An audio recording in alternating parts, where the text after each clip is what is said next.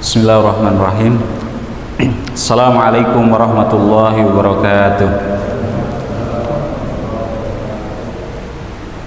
Innal hamdalillah nahmaduhu wa nasta'inuhu wa nastaghfiruh wa na'udzu billahi min syururi anfusina wa sayyiati a'malina.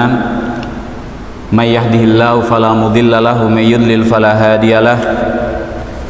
Asyhadu an la ilaha illallah wahdahu la syarikalah wa asyhadu anna Muhammadan abduhu wa rasuluhu la nabiyya ba'dah.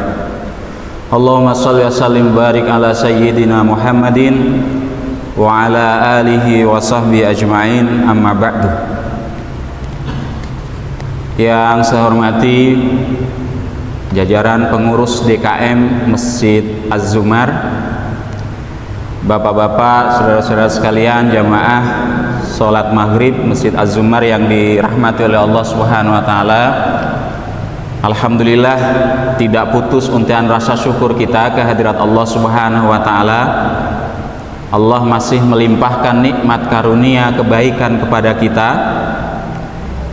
dan salah satunya saat ini kita masih diberikan kesempatan dan juga kekuatan oleh Allah Subhanahu wa Ta'ala untuk bisa hadir di Masjid Az-Zumar ini melaksanakan ibadah sholat maghrib dengan berjamaah. Dan insya Allah ya, saat ini ya, beberapa waktu ke depan kita sama-sama melakukan thalabul ilmi. Sholawat dan salam juga senantiasa kita limpah curahkan pada junjungan alam baginda Rasul Nabi Muhammad, keluarga beliau dan juga para sahabatnya. Mudah-mudahan kita tergolong umatnya yang istiqomah mengikuti risalah Islam yang beliau bawa dan juga meneruskan risalah dakwah beliau insya Allah. Dan di antara nikmat yang mahal yang diberikan oleh Allah, sesungguhnya nikmat itu mahal semuanya ya. Bahkan kalau kemudian kita mau menghitung nikmat, kata Allah, wa in ta'uddu ni'matallahi la tuhsuha. Jika kalian tidak menghitung nikmat, kalian tidak mungkin sanggup ya, karena banyaknya, karena mahalnya. Kalau kemudian kita harus memberikan harga nikmat-nikmat yang diberikan oleh Allah, maka kita tidak akan sanggup. Nikmat sehat, berapa harga untuk nikmat yang namanya kesehatan ya? Kalau kita lagi diuji sakit oleh Allah, kemudian kita berharap ya Allah supaya sehatnya kembali. Kalau kemudian harus keluar tebusannya berapapun harga ya, nilai uang yang harus saya keluarkan, yang penting sehatnya kembali. Betapa mahalnya nikmat yang namanya kesehatan ya. Anggota tubuh kita ini juga nikmat. Tangan, kaki, penglihatan, pendengaran, jantung kita, ginjal kita, ini semuanya adalah nikmat. Berapa kalau kemudian harus dinilai dengan harga ya? Jantung kita yang setiap saat berdetak, ginjal kita yang senantiasa berfungsi menyaring racun dalam tubuh kita, berapa kalau itu kemudian harus kita berikan nilai? Gak bisa. Tangan kita ini nikmat, berapa harga tangan ini? Sederhananya, kalau misalnya ada yang memberikan tawaran mau membeli sebelah tangan kita dengan 30 juta, ada di antara jamaah yang mau merelakan tangannya dikasih harga 30 juta? Ada? Nggak ada. 50 juta? Nggak ada. 100 juta? Saya yakin nggak ada yang mau merelakan tangannya walaupun diganti dengan uang 100 juta.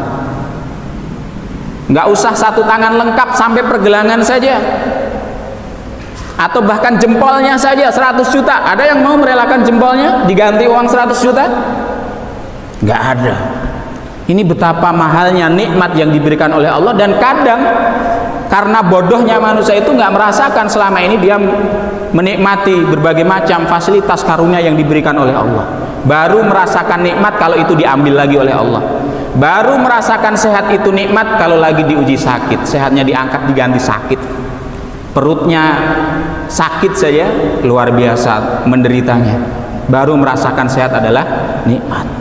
Baru merasakan masa muda itu adalah nikmat kalau sudah masuk usia lanjutnya ya. Baru merasakan harta, fasilitas ya, materi yang dititipkan oleh Allah itu nikmat kalau lagi diuji dengan kemiskinan, diambil kembali hartanya oleh Allah, dan mudah bagi Allah untuk mengambil. dalam hitungan detik, ya, dengan gempa bumi, dengan banjir dan lain sebagainya, dengan tanah longsor, rumah megah yang selama ini dia bangga-banggakan hilang seketika. Kendaraan mewah yang selama ini dia bangga-banggakan hilang semuanya. Sangat mudah bagi Allah kalau mau mengambil nikmat-nikmat yang sudah diberikan tadi. Sehingga tentu kita tidak berharap menjadi hamba-hamba yang sadar nikmat kalau sudah diambil. Tentu nanti adalah sebuah penyesalan. Dan penyesalan yang terbesar adalah yang dialami oleh orang-orang kafir ketika mereka di akhirat dihisab oleh Allah, diadili di hadapan oleh Allah. Ya Allah, dulu saya diberikan kesempatan hidup di dunia, tetapi tidak saya manfaatkan dengan sebaik-baiknya. Baru menyesal mereka, minta dikembalikan ke dunia untuk beribadah, untuk beramal soleh, untuk beramal ketaatan terhadap Allah. Tentu adalah sudah terlambat. Makanya jamaah sekalian yang dimuliakan oleh Allah, kewajiban kita bersyukur atas nikmat yang sudah diberikan oleh Allah yang begitu banyak ini. Dan syukur itu kita wujudkan dengan semakin tambahnya kedekatan kita kepada Allah, takarub kita kepada Allah, ibadah kita kepada Allah, taat kita kepada Allah Subhanahu wa taala. Di surat Al-Kautsar Allah Subhanahu wa taala berfirman, "Inna a'tainakal kautsar." Sesungguhnya telah kami berikan pada engkau Muhammad nikmat yang begitu banyak. Fasholli li rabbika wanhar, maka dirikanlah salat, sembelihlah kurban.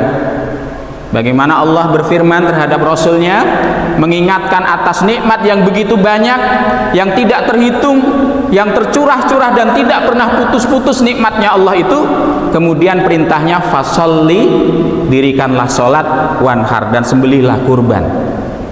Jadi perintah sholat, perintah kurban disampaikan setelah mengingatkan banyaknya nikmat yang sudah diberikan oleh Allah Subhanahu wa taala kepada diri kita ini. Jadi bukti syukur kita adalah bagaimana kemudian kita semakin tunduk, semakin beribadah mendekat kepada Allah Subhanahu wa taala. Dan inilah kewajiban kita, ibadah. Wa ma khalaqtul jinna wal insa illa liya'budun. Dan tidak kuciptakan jin dan manusia kecuali untuk ya'budun.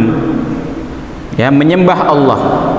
Diserap dalam bahasa kita ibadah, ya. Ibadah itu dari bahasa Arab, abada ya'budu ibadah, ya, ibadatan ibadah, dan sudah menjadi bahasa kita, bahasa Indonesia, ya. Yang namanya ibadah itu mengabdi, ya. Dalam terjemahan kita kan mengabdi, ya.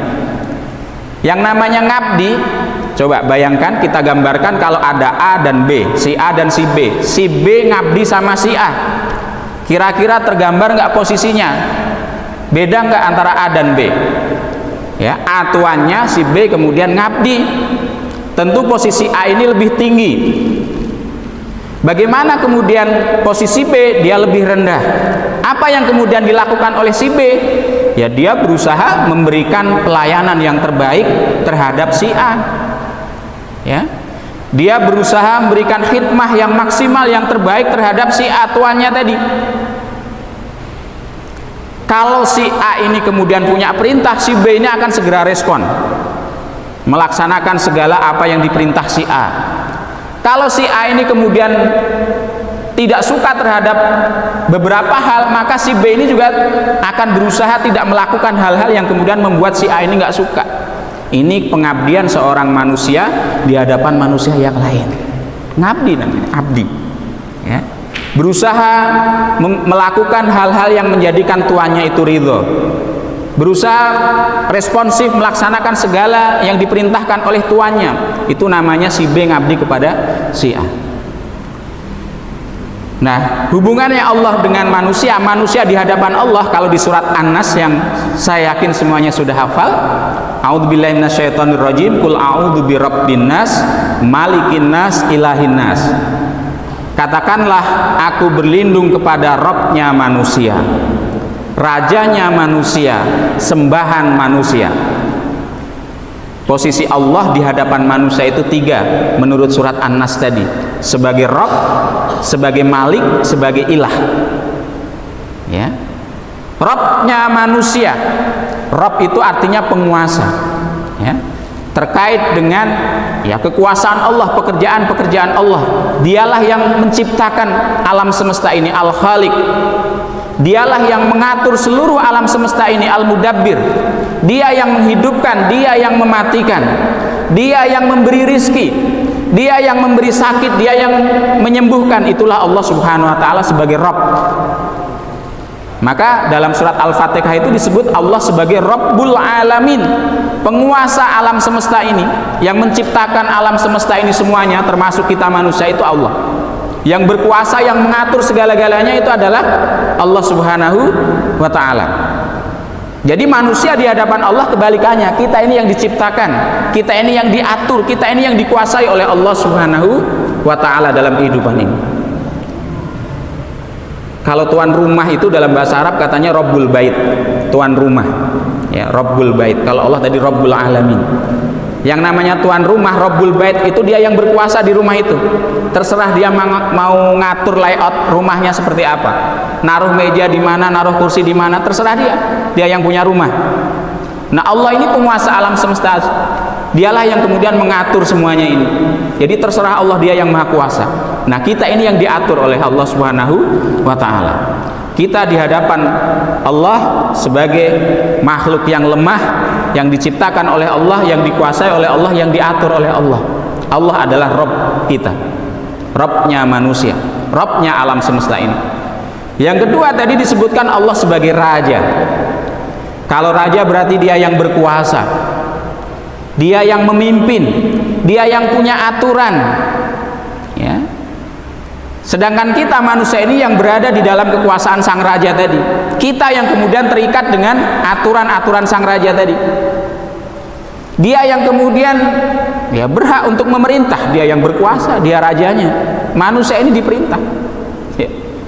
Kita ini yang kemudian harus mengikuti aturan yang sudah ditetapkan oleh Allah Subhanahu wa ta'ala dalam kehidupan di bumi ini. Ya. Kita di hadapan Allah sebagai raja, kita ini dalam sebagai pihak yang dikuasai oleh sang raja tadi, yang terikat dengan aturan-aturannya, ya. Kalau kemudian seseorang yang berada dalam kekuasaan sang raja tadi tunduk, patuh, taat, ya, melaksanakan segala yang diperintahkan oleh sang raja, kemudian sang rajanya ridho dan kemudian memberikan reward, hadiah kepada abdinya tersebut, ya wajar gitu.